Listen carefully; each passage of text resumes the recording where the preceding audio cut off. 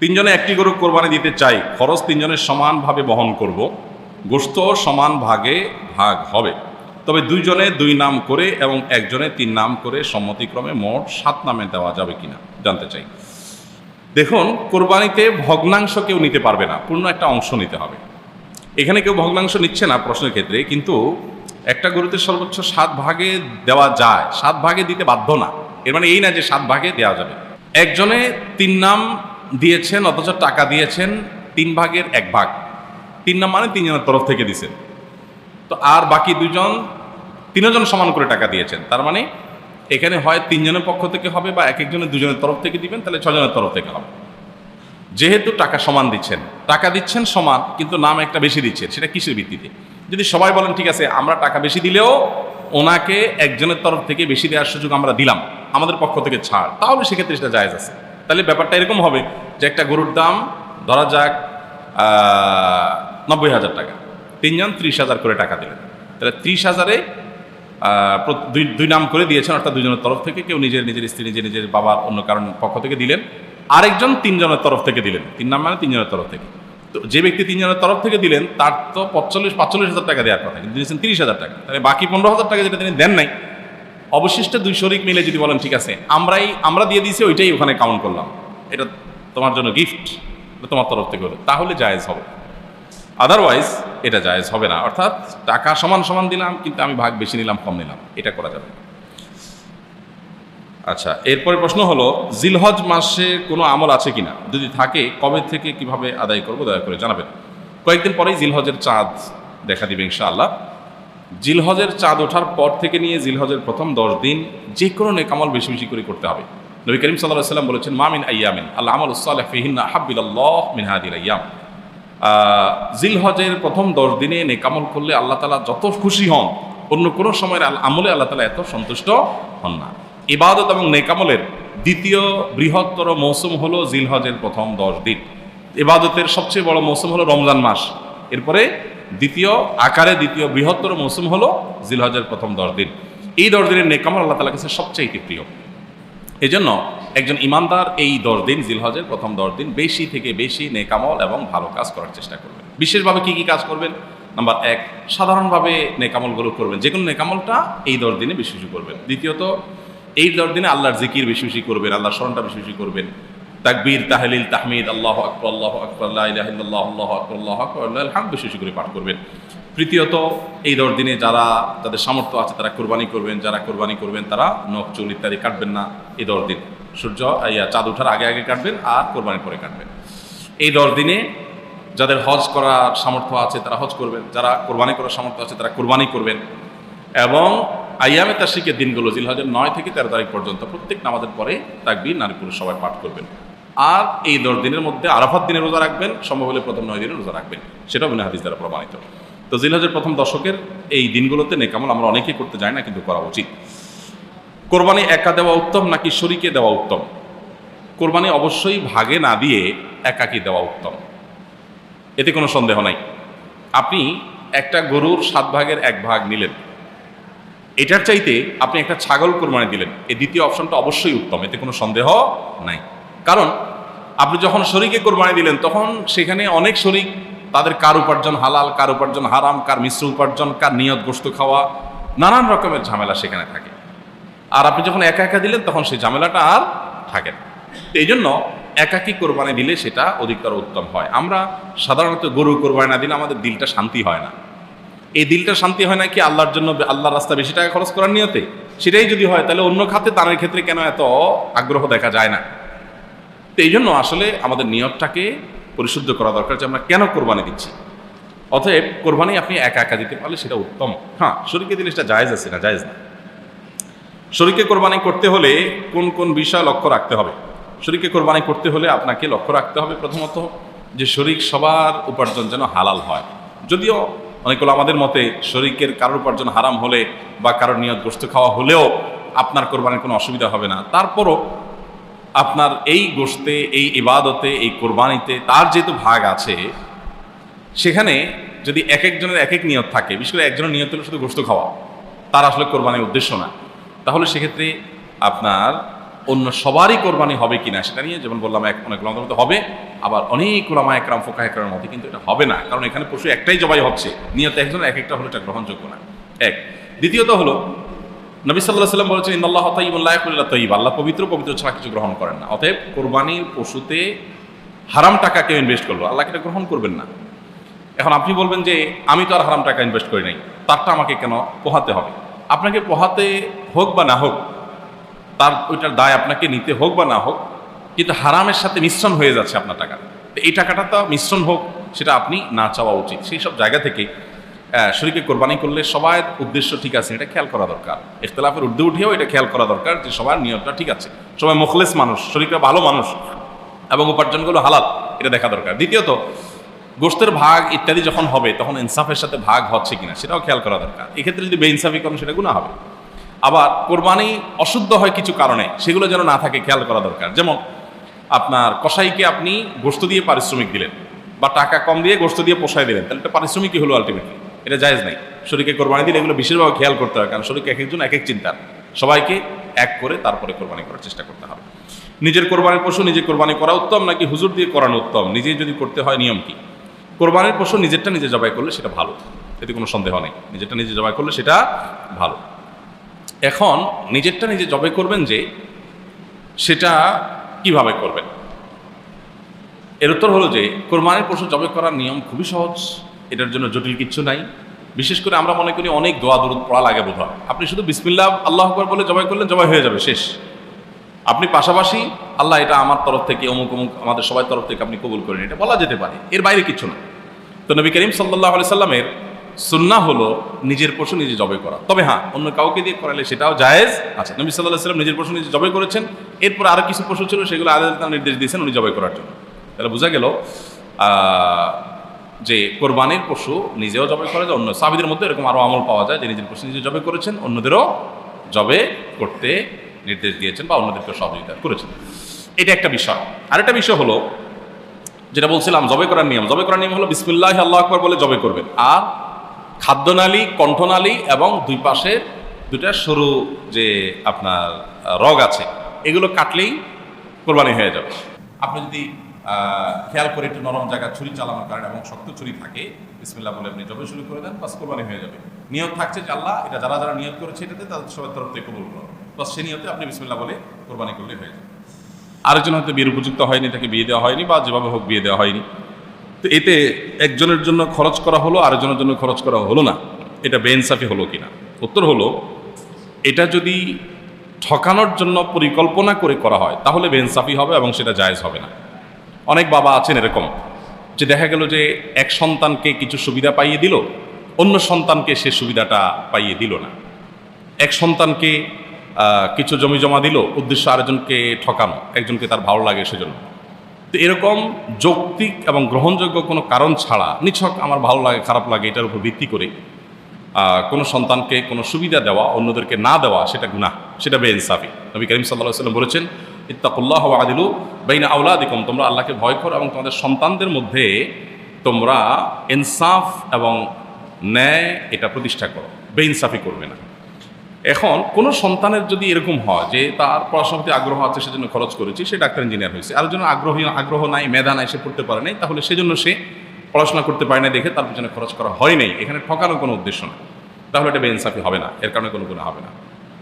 এটা জরুরি না যে অমুকের জন্য এটা খরচ করছি তাই তোমার জন্য করতে পারি না তারপর তুমি ক্যাশ নিয়ে যাও, এটা জরুরি না। কারণ এখানে পরিকল্পনা মাফিক একজনকে সম্পদ দেওয়া হচ্ছে আরেকজনকে বঞ্চিত করা হচ্ছে, ব্যাপারটা এরকম না। একজন অসুস্থ হয়েছে, তার জন্য চিকিৎসায় লক্ষ লক্ষ টাকা খরচ হয়েছে, আরেকজন আলহামদুলিল্লাহ সুস্থ আল্লাহ তাআলা রেখেছে, তার জন্য খরচ হয় নাই।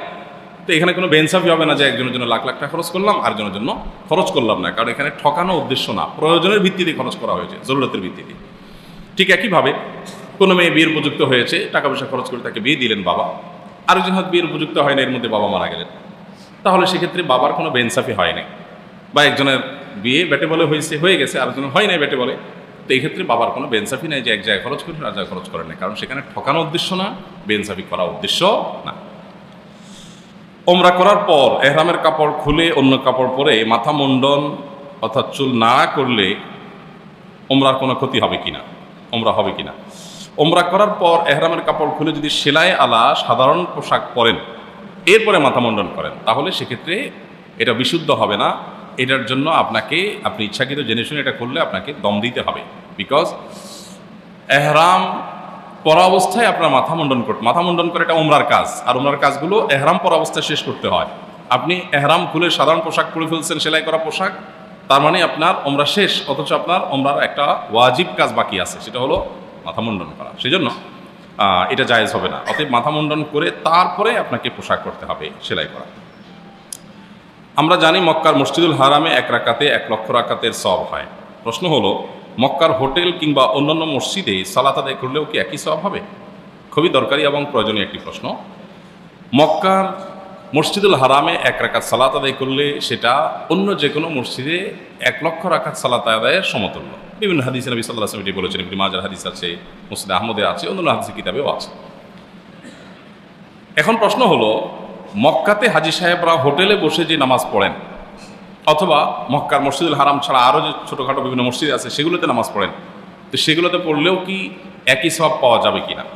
এটার উত্তর হলো, মক্কার মসজিদুল হারামে সালাত আদায় করলে সেই সালাতের বিনিময়ে 1 রাকাতে 1 লক্ষ রাকাত সওয়াব পাওয়া যাবে। এই বিষয়টা অনেক ওলামাদের মধ্যে শুধু মসজিদুল হারামের জন্য খাস, কারণ হাদিসে নবী করিম সাল্লাল্লাহু আলাইহি ওয়াসাল্লাম মসজিদুল হারামের কথাই বলেছেন যে এই মসজিদে যে নামাজ হবে এটা 1 রাকাত, অন্য মসজিদের 1 লক্ষ গুণ।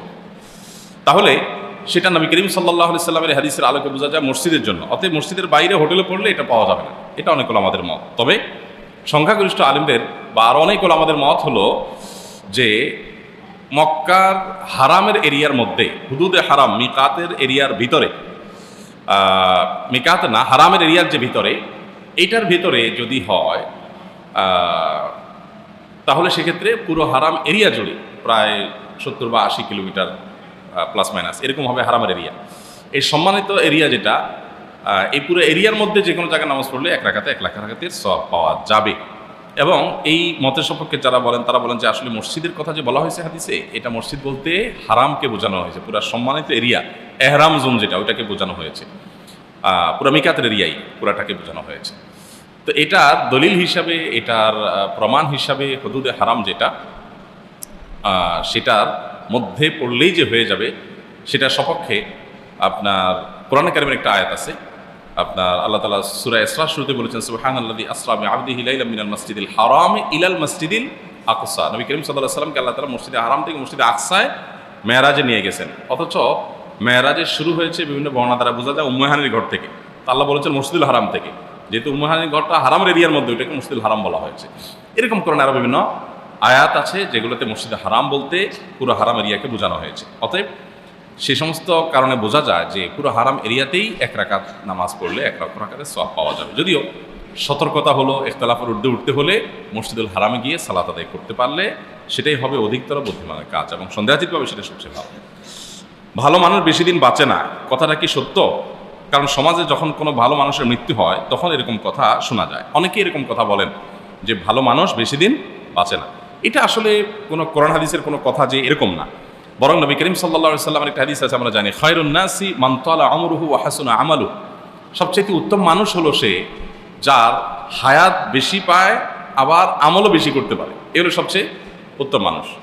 তাহলে ভালো মানুষ হলেই হায়াত কম পায়, অল্প বয়সে মরে গেলে সেই ভালো মানুষ, এত সহজ ক্যালকুলেশনের সুযোগ নেই। অনেক খারাপ মানুষ অল্প বয়সে মারা যায়, আবার অনেক ভালো মানুষ অনেক দীর্ঘ হায়াত পেয়ে তারপরে মারা যান। অতএব কে কত হায়াত কম পেয়েছে বেশি পেয়েছে এটার উপরে আসলে ভালো মানুষ খারাপ মানুষ হওয়া নির্ভর করে না। ভালো মানুষ খারাপ মানুষ হওয়া নির্ভর করে ভালো কাজ করে যেতে পেরেছেন কিনা এটার উপরে। বরং যদি ভালো কাজ করার সুযোগ পায় তাহলে দীর্ঘ হায়াত পেলে আরও ভালো, নবী সাল্লাল্লাহু আলাইহি ওয়াসাল্লাম বলেছেন। অতএব আমরা যে বলি অল্প বয়সে মারা গেলেই বলি যে লোকটা ভালো ছিলেন, ভালো মানুষ দেখে বেশি দিন বাঁচেন নাই, এরকমটি এত সহজে যোগ বিয়োগ করা ঠিক না। তবে হ্যাঁ, কেউ মারা যাওয়ার পর সে যদি সত্যি ভালো হয় তো সুধারণা করা যেতে পারে, এতে কোনো সমস্যা নেই। আচ্ছা, এরপরে প্রশ্ন হলো, আমার বাবার প্রত্যেক মাসে অনেক ঋণ দিতে হয়, তাই তিনি কোরবানি দিতে চান না। আমার মায়ের কাছে কিছু টাকা আছে, আমার মা কি কোরবানি দিতে পারবেন বা তার উপরে কি কোরবানি ওয়াজিব হবে? আপনার বাবার যেহেতু ঋণ আছে তিনি অবশ্যই ঋণ পরিশোধ করবেন কোরবানি না দিয়ে। আর আপনার মায়ের যদি টাকা থাকে তিনি কোরবানি দিবেন। বাবা এবং মা সবার অ্যাকাউন্ট আলাদা আলাদা ইসলামী শরীয়ত অনুযায়ী, স্বামী স্ত্রী দুজনের অ্যাকাউন্ট আলাদা আলাদা। অনেক সময় দেখা যায় আমরা এটাকে গুলিয়ে ফেলি, এটা গুলিয়ে ফেলার কোনো সুযোগ নেই। স্বামীর যদি টাকা না থাকে তো বেচারাও কোরবানি দিবে না, স্ত্রীর টাকা আছে তিনি কোরবানি দিবেন। তখন স্ত্রীর কোরবানির থেকে গোশত খাবে স্বামী। এই তো এরকম ব্যাপার না যে স্বামীর যেহেতু ঋণ আছে অতএব আমি কোরবানি দেবো না, স্বামীর ঋণ আমি পরিশোধ করতে বাধ্য, এরকম না। স্ত্রী যদি স্বামীর ঋণ পরিশোধ করেন সেটা তার পক্ষ থেকে এহসান হবে, ভালো। আমার একটা প্রশ্ন ছিল, প্রশ্ন হচ্ছে আমার দাড়ি আছে, এখন আমার স্ত্রী চাচ্ছে যে দাড়ি কাটার জন্য, এখন আমি কি করব? আমার স্ত্রীকে আমি অনেক বুঝাইছি, কিন্তু আমার স্ত্রী বলছে যে দাড়ি পরে রাখার জন্য। আপনাদের একটা বুদ্ধি আছে, আমার বুদ্ধিটা হলো, যাদের স্ত্রী দাড়ি কাটার জন্য স্বামীকে পিড়াপিড়ি করে, অনেক সময় সিন ক্রিয়েট করে অনেক মহিলা, যে দেখো তোমাকে আমি ভালোবাসি, মহব্বত করি, তোমার তো কোনো কিছু আমি বলি না, দাড়িটা রাখিও, তুমি পরে রাখিও। তো জিজ্ঞেস করবেন কেন, তোমার কাছে দেখতে ভালো লাগে না এটা? যদি বলে যে হ্যাঁ আমার কাছে আসলে ভালো লাগে না তোমাকে, তাই রাখে, চাচা চাচা মনে হয়, খারাপ লাগে, তুমি পরে রাখিও, এইটা বললে স্ত্রীকে বলবেন যে ঠিক আছে, আমি তোমার কথায় রাজি, তোমার কাছে যেহেতু আমাকে দেখতে ভালো লাগে না, যেভাবে দেখতে ভালো লাগে সেভাবে আমি থাকবো, তাই অবস্থায় তোমার ভালো লাগে না, অতএব দাঁড়িয়ে ফেলে দিই, ঠিক আছে আমি রাজি, কিন্তু আমারও তো তোমার মাথার চুলগুলো ভালো লাগে না, এগুলো তুমি চেঁচে ফেলো, টাক বানায় ফেলো, আমার খুব সুন্দর লাগবে।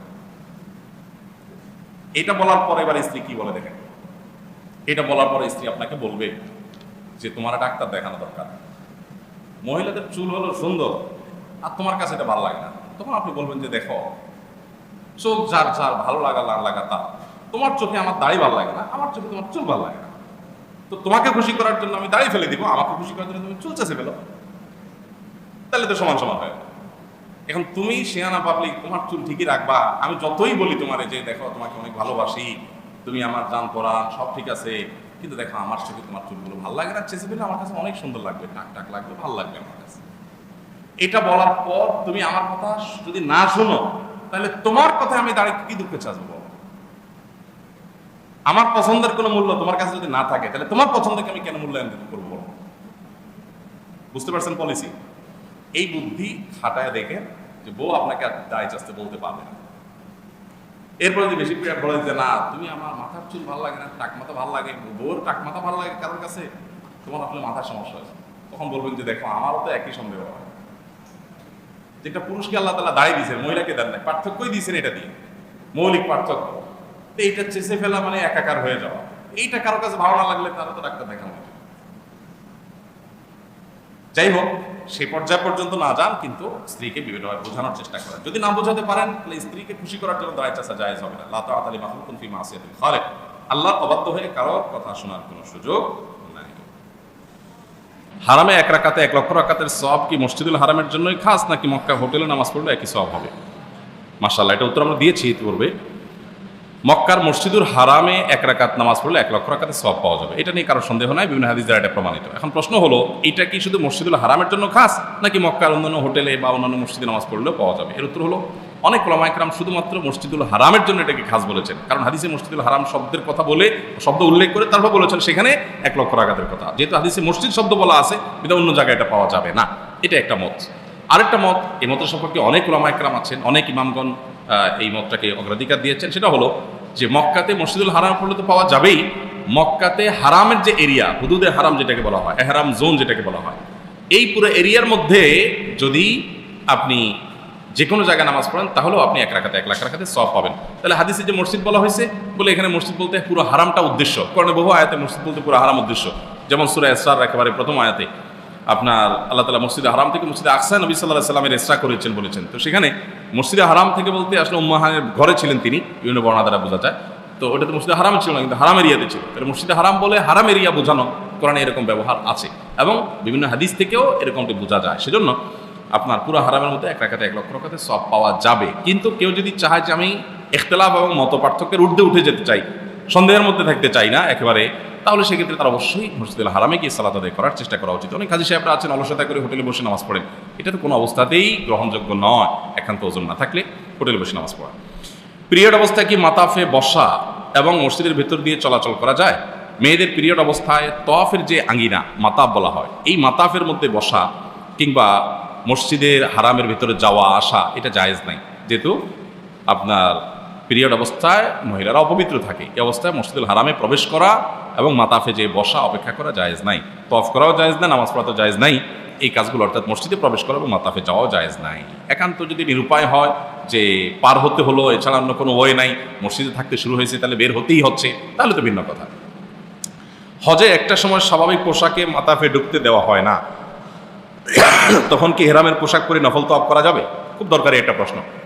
আপনারা অনেকে জানেন যে ভিড় এড়াবার জন্য হারামের ম্যানেজমেন্ট একটা সিস্টেম করেছে গত কিছুদিন থেকে, সেটা হলো এহরাম পরা অবস্থায় থাকলে তওয়াফের যে আঙিনা, মানে তওয়াফের যে উঠান সাহান, ওই হাউসটার মধ্যে ঢুকতে দেয়, মানে একবারে কাবার কাছাকাছি গিয়ে তওয়াফ করা যায়, আর না হলে দোতলা দিয়ে উপর দিয়ে করতে হয়। এখন আমাদের দেশে হাজী সাহেবরা, বাঙালিকে তো আর ঠেকায় রাখা কঠিন, বাঙালিকে কে দাবায় রাখতে পারে, তো সেজন্য আমার দেশে হাজী সাহেবরা অনেকে, অন্যান্য দেশটাও করে কিন্তু বাঙালি বেশি করে এটা, সেটা হলো যে ওনার উমরা কিছু না, উমরা হয়ে গেছে, এখন উনি হালাল, কিন্তু যেহেতু ওই ভিতরে ঢুকতে গেলে পুলিশ এহরামের কাপড় দেখে, এহরামের কাপড় দেখলে মনে করে এই লোক উমরার যাত্রী, সেই হিসেবে তাকে ঢুকতে দেয়। এই জন্য অনেকে হোটেল থেকে জামা কাপড় খুলে এহরামের কাপড় একটা পিন দিয়ে আর একটা গায়ের উপর দিয়ে উনি এহরামকারী সেজে ভিতরে ঢুকেন, পুলিশ আর ইনকোয়ারি করে না, এহরাম কাপড় আছে ঠিক আছে ঢুকতে দেয়। তো এইটা জায়েজ হবে কিনা? উত্তর হলো, ইমানদার কখনো ছল ছাতুরি করবে, চালাকি করবে, এটা ইমানদারের জন্য শোভনীয় না। নবী করিম সাল্লাল্লাহু আলাইহি ওয়াসাল্লাম বলেছেন, মান গাশশা ফালাইসা মিন্না, যে মানুষকে ধোঁকা দেয়, প্রতারণা করে, চালাকি করে, সে আমার উম্মত না। এই যে চালাকি করা, ছল ছাতুরি করা, এটা ইমানদারের সাথে আসলে যায় না, ইমানদারের শানের সাথে যায় না। এই জন্য আমি এটাকে উচিত কাজ বা মনে করি না। এখন যারা যান তাদের যুক্তি হলো, ভাই আল্লাহর ঘরে আমি যাব তওয়াফ করতে, এরা বাধা দেওয়ার কে? এর উত্তর হলো, ভাই তারা বাধা যে দেয় সেটা আপনার সুবিধার্থে, আমার সুবিধার্থে, যাতে করে অতিরিক্ত ভিড় হয়ে কষ্ট না হয়। যখন বাধা ছিল না তখন দেখা যাইতো যে ফরজ তওয়াফ করা যাইতো না মানুষের নফল তওয়াফের ভিড়ে, তো নফল তওয়াফ আপনি করবেন, উপর দিয়ে করেন, একটু কষ্ট করেন। আর যদি খুব বেশি অসুস্থ হন তো হুইল চেয়ারে করতে পারতেছেন, বিধায় এই চালাকি করেন ঢোকাটা আমি মোটেও উচিত কাজ মনে করি না। অনেকে বলেন যে কই, এখানে তো লেখা নাই যে উমরাকারীরা শুধু ঢুকবে, এটা সঠিক না। ওখানে অনেক জায়গায় লেখা আছে যে ফাকাত লিল মুহরিমিন, অর্থাৎ অনলি এহরামকারী, যে এহরামের নিয়তে আছে সে শুধু ঢুকবে, বিধায় এই চালাকি করে ঢোকা উচিত না। অনেক বাঙালিতে এরকমও করে যে লুঙ্গি পরা আছে বা প্যান্ট পরা আছে, উপরে শার্ট পরা আছে, প্যান্টের উপর দিয়ে এহরামের কাপড় একটা পেঁচায় নিছে, আর শার্টের উপর দিয়ে আরেকটা পেঁচায় নিছে, উপর দিয়ে দেখা যাচ্ছে পুরো এহরাম, ভিতরে আসলে ভিন্ন জিনিস। তো এটা তো প্রতারণা হলো, চালাকি হলো, এগুলো উচিত না। বদলি হজ ওমরার নিয়ম কি? বদলি হজ বদলি ওমরার নিয়ম আলাদা কিছু নাই। আমরা অনেকে এটা নিয়ে খুব আতঙ্কে থাকি যে বদলি করলে বোধহয় আলাদা কোনো নিয়ম কারণ আছে। সব এক, শুধুমাত্র নিয়ত থাকবে এটা অমুকের তরফ থেকে, যার পক্ষ থেকে বদলি করতেছেন, ব্যাস। কিন্তু বদলি হজ করার জন্য নিজের হজটা আগে হওয়া জরুরি। আপনি নিজে হজ করেন নাই, নিজের হজটা করেন নাই, আপনি বদলি হজ করতে পারবেন না। আপনি যদি বদলি হজ করেন নিজের হজ, আরেকজনের বদলি হজ যদি করেন নিজের হজ না করে, তাহলে হজ আপনারটা হয়ে যাবে, আর যার টাকা দিয়ে বদলি হজ করেছেন তারা টাকা ব্যাক করে দিতে হবে। এই জন্য বদলি হজ ধরে নিজের হজ হওয়া জরুরি। আর আলাদা কোনো নিয়ম নাই, সবই এক। শুধুমাত্র যখন এহরাম পড়বেন নিয়ত থাকবে যে আল্লাহ অমুকের তরফ থেকে আমি হজের জন্য লাব্বাইক হাজির হলাম, বাস ওইটা মাথায় নিয়ত থাকলে চলবে। আর যিনি বদলি হজ করবেন আল্লাহ তাআলা তাকেও সওয়াব দিবেন যে তিনিও পরিশ্রম করছেন, আর মূল সওয়াবটা পাবেন যার পক্ষ থেকে বদলি হজ হচ্ছে, যিনি টাকা দিয়েছেন তিনি। এহরাম অবস্থায় নারীগণ কিভাবে পর্দা করবেন? এহরাম অবস্থায় মহিলারা পর্দা করার নিয়ম হলো যে তারা মুখের উপরে সেলাই করা কোনো নেকাব বাঁধবে না, তবে পরপুরুষ সামনে চলে আসলে মাথার কাপড়কে টেনে দিবেন, এইভাবে পর্দা করবেন। এখন বর্তমানে যে পরিস্থিতি, এই পরিমাণ মানুষের গ্যাদারিং, বারবার এভাবে টেনে দেওয়া কঠিন, সেজন্য একটা ভালো বুদ্ধি অনেকে দেখা যাচ্ছে অ্যাপ্লাই করছেন, সেটা হলো যে একটা ক্যাপ দিয়ে মাথার উপরে, ওইটার উপরে আপনার নেকাব ঝুলাই দিচ্ছেন, তাহলে চেহারা বাঁধাও হলো না, আবার পর্দা চেহারা প্রদর্শনও হলো না। এটা একটা ভালো বুদ্ধি, এভাবে হতে পারে। এরপর প্রশ্ন হলো, ওমরা আদায় করে আমরা যদি মিকাতের বাইরে ঘুরতে যাই তাহলে কি হজের পূর্বে আবার ওমরা আদায় করতে হবে? আপনি ওমরা করেছেন, হজে গেছেন, যা ওমরা করেছেন, করে মিকাতের বাইরে গেছেন, আবার হজের জন্য ব্যাক করতেছেন, আসার পথে যদি মিকাত পড়ে তাহলে আপনি চাইলে আরেকটা ওমরা করতে পারেন, কিন্তু বাধ্যতামূলক না যে আরেকটা ওমরা করতেই হবে। বাইরে গেছেন, চাইলে আপনি ওমরা ছাড়া আবার চলে আসতে পারেন, হজের সময় হজ করবেন, আর চাইলে মিকাত থেকে এহরাম করে এসে আরেকটা ওমরা করতে পারেন। নফল তওয়াফ কি 7 রাউন্ড একসঙ্গে দিতে হবে নাকি প্রতি ওয়াক্তিয়া সালাতের পরপর 2-3টা করে দিলেই হবে? নফল তওয়াফ এটা 7 রাউন্ড একই সঙ্গে দেওয়া উত্তম, বিরতিহীনভাবে দেওয়াটা উত্তম, ধারাবাহিকতা রক্ষা করা উত্তম। যদি ধারাবাহিকতা রক্ষা করতে না পারেন তাহলে সেক্ষেত্রে হালকা বিরতি যদি হয়, নামাজের জন্য বিরতি দিলেন, পেশাব পায়খানায় গেলেন, সেটাতেও কোনো অসুবিধা নেই। দীর্ঘ বিরতি যদি দেন তাহলে সেটা অনুচিত। দীর্ঘ বিরতি কীরকম? 2 চক্কর দিয়ে রুমে চলে গেছেন, যা ঘুমাইছেন, খাওয়া দাওয়া করছেন, এরপর 2-4-5 ঘন্টা পরে আবার আসছেন, অথবা পরের দিন আবার আসছেন। এত বিরতি দেওয়াটা অবশ্যই উচিত না, এত বিরতি দিবেন না। তবে ছোটোখাটো বিরতি দিলে কোনো অসুবিধা নেই। এরপর প্রশ্ন হলো, অনেকে আয়েশা মসজিদ থেকে এহরাম বেঁধে দ্বিতীয় বা তৃতীয় ওমরা করে থাকেন, এভাবে ওমরা করা কি জায়েজ আছে? প্রথম কথা হলো, নবী করিম সাল্লাল্লাহু আলাইহি ওয়াসাল্লাম মক্কায় ওমরা করার জন্য যারা বাহির থেকে যাবে তাদের জন্য তার নির্দেশ ছিল মিকাত থেকে তারা এহরাম পরে যেতে হবে।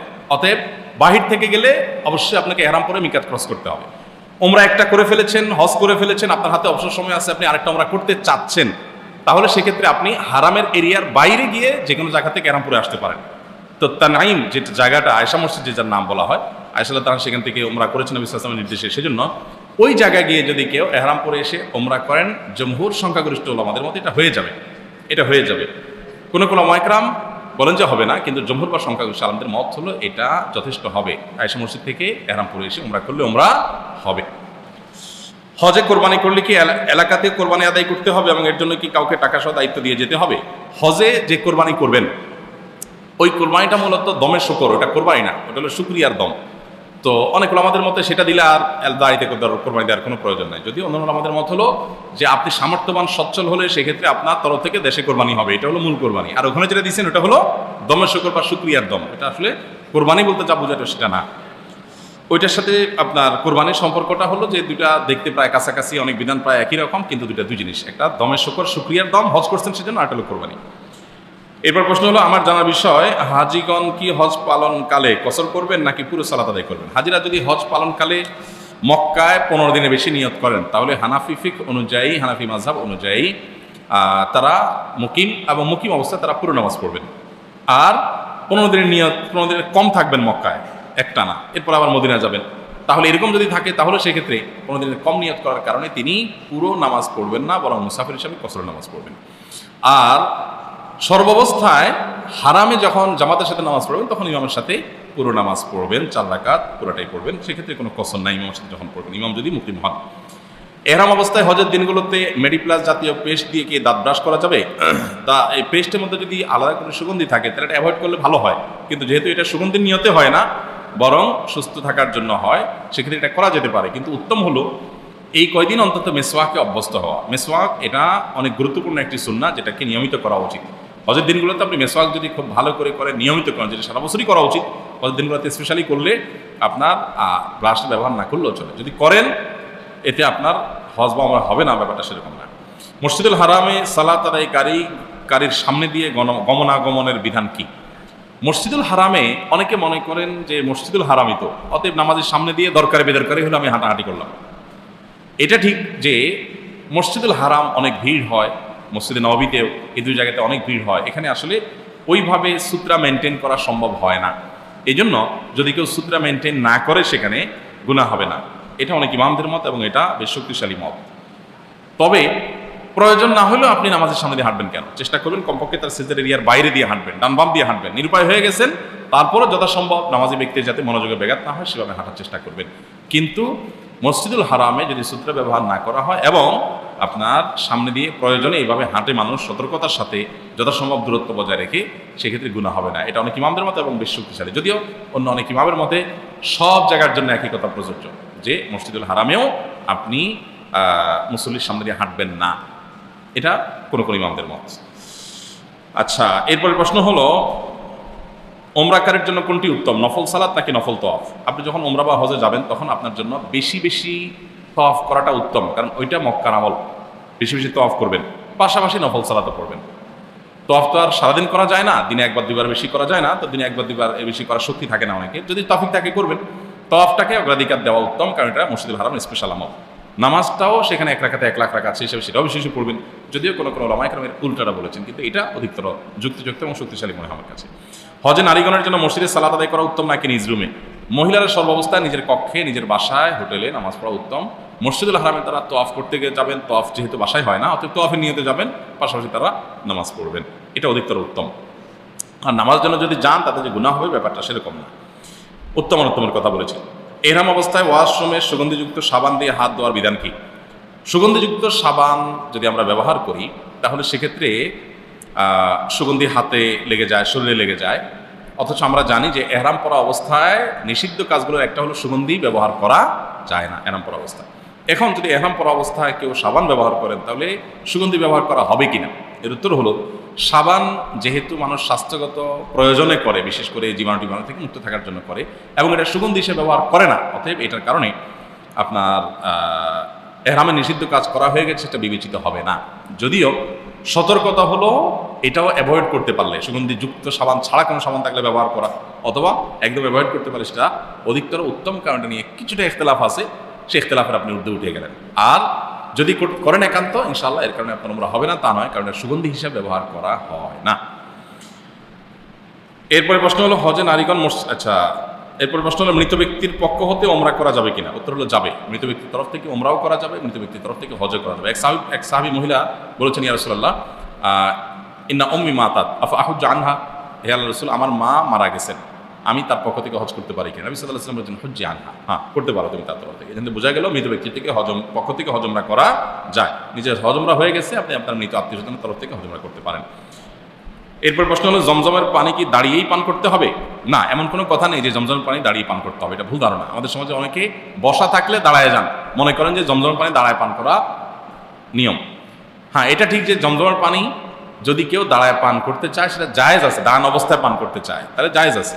নবী করিম সাল্লাল্লাহু আলাইহি ওয়াসাল্লাম জমজমের পানি দাঁড়িয়ে পান করেছেন বলে বর্ণিত আছে। সে দাঁড়িয়ে পান করাটা ভিড়ের কারণে হতে পারে, নিচে হয়তো স্যাঁতসেঁতে পরিবেশ, পানি পড়েছিল, বসতে পারে না, সেজন্য হতে পারে। কিন্তু বসা থেকে দাঁড়ায় গেছেন পান করার জন্য বা সাহাবীদের নির্দেশ করেছেন, এরকম কোনো হাদিস পাওয়া যায় না। যার কারণে জমজম পানি দাঁড়িয়েই পান করতে হয়, এটা ভুল। তবে এটা ঠিক যে জমজমের পানি বসে পান করা যেরকম চায়, কোনো প্রয়োজনে আপনি চাইলে দাঁড়িয়েও পান করতে পারবেন।